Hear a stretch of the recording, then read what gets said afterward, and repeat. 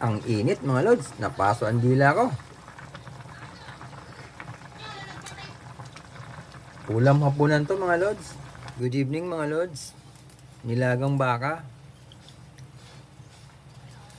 Paminsan-minsan lang to mga lods. Nakakatakam din kasi nilagang baka mga lods. Kulong-kulo na oh.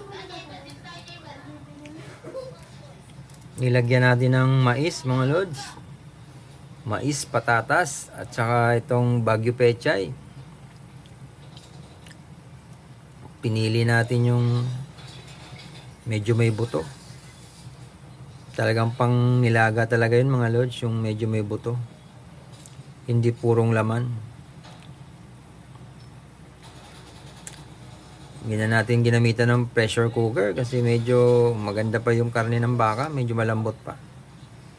Kayang-kayang pakuluan lang sa normal na pot.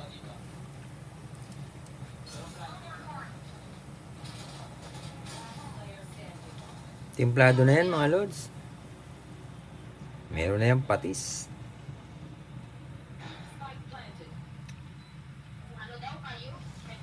Malambot na yung mais niyan mga lods. Eto nga oh, yung dalawa. Binawasan ko na. Pinain ko na yung isa mga lods. Minerienda ko na yung kalahati.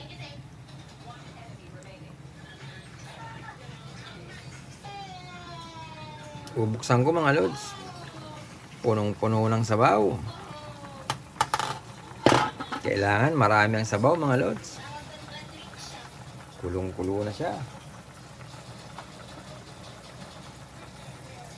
Titikman ko mga lods. Titikman ko siya kung timplado na talaga. Kung tamang-tama na ba ang timpla niya. Meron na rin tong cubes mga lods. Beef cubes.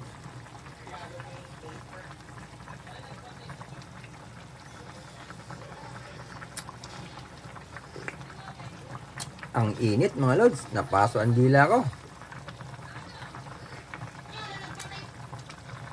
Ulam hapunan to mga lods. Ito yung ulam namin ngayong gabi. Ulam hapunan. Medyo napagod kasi maghapon mga lods. Kaya kailangan bumawi ng lakas. Kailangang higupan ng sabaw mga lods.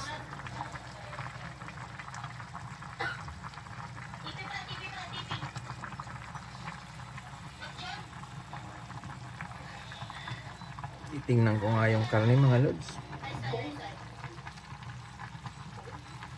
Ayan mga lods oh.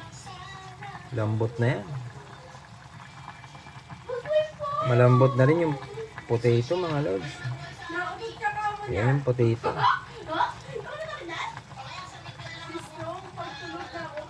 Malapit lang kasi kami mga lods sa tindahan ng karning baka. Diyan sa may highway. Talagang dinarayo yun mga lods. Galing Tagaytay ang karning baka mga lods. Galing Mahogany.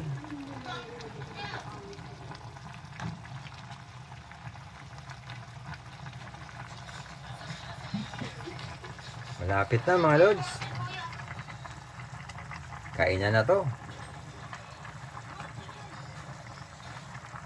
Siram.